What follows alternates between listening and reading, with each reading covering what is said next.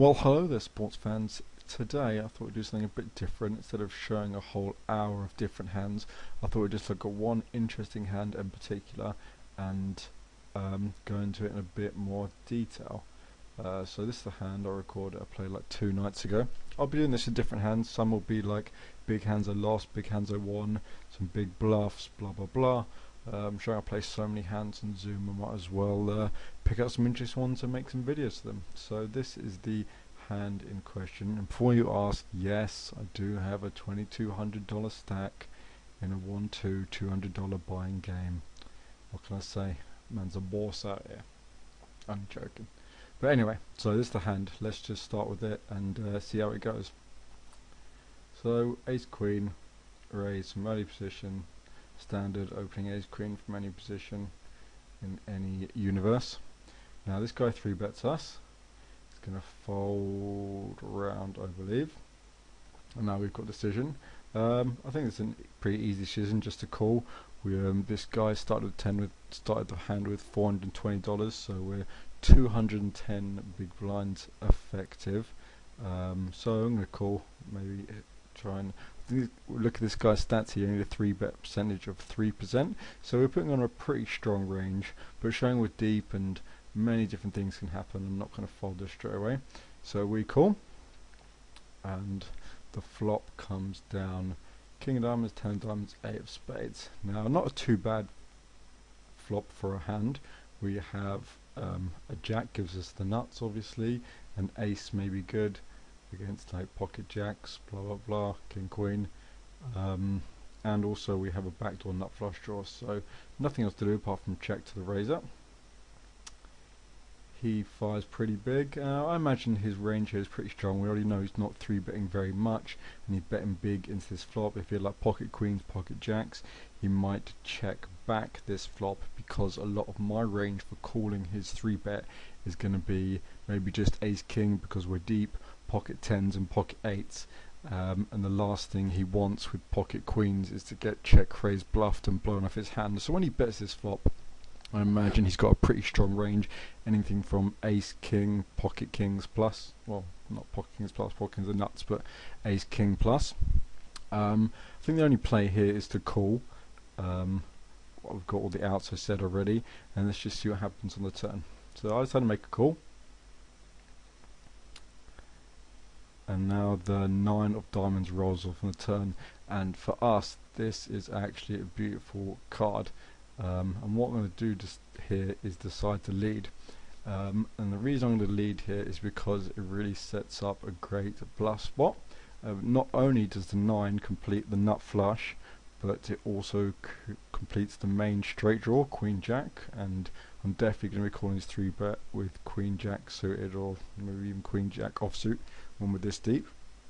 Now we've got two options here showing we do want to bluff. We could check, see what he does, or we could lead, and in this instance I decide to lead. So we bet right into him, we bet 70. He thinks for a minute and decides to call. We could try to check raise, but the problem is if he's got something like pocket kings and we check raise and he just like sticks it all in thinking, well, I can never be drawing dead, then we don't really get to realise our equity, as in hit another diamond or hit a jack or an ace, and also it makes the pot to stack ratio much shallower. So if we check and he bets 70 or 60, we have to raise to at least like 130.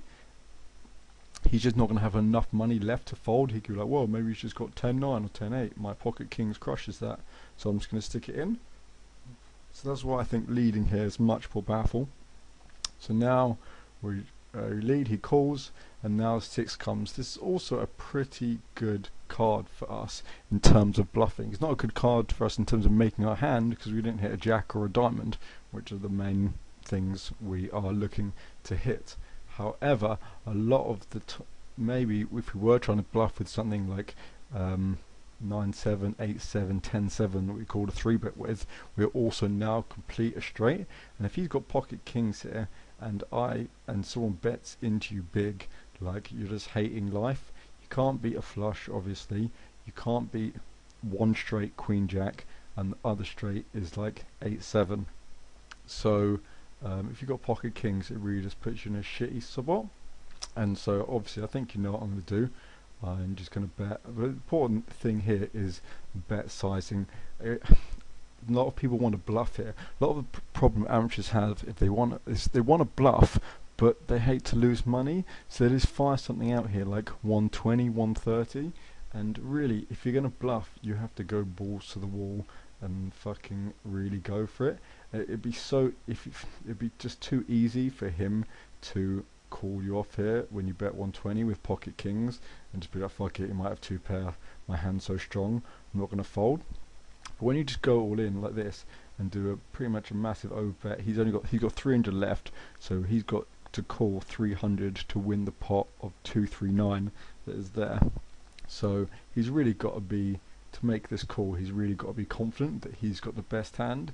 And really, if he's got pocket kings, the only hand he beats is the exact hand I have, and he has to believe that I'm willing to do a $500 bluff in order to get him off his strong hand. So it really puts him in like a shitty situation. But two of the most important factors at play here is that A, we have the ace of diamonds in our hand, so there's no possible way that he can A, have the nut flush, or B, it's unlikely he's got another hand. He might have something like 8-7 of diamonds, but even if he's got 8-7 of diamonds, when I go all in like this, it's not really that great a spot for him. Like, you have to be pretty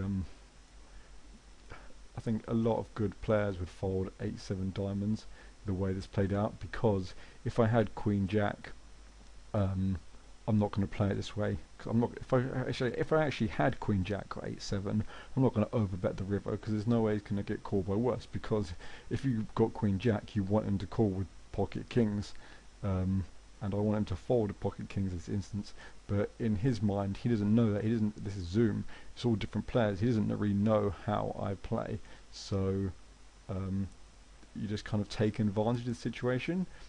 And so really, I think the only play here is to overbet, bluff, shove the river, and he does tank for a bit and decide to fold, I believe. Well, I know. But yeah, so that was the hand. The other factor at play here, which is important, is that we are deep to start the hand. He started with 420, 210 big blinds.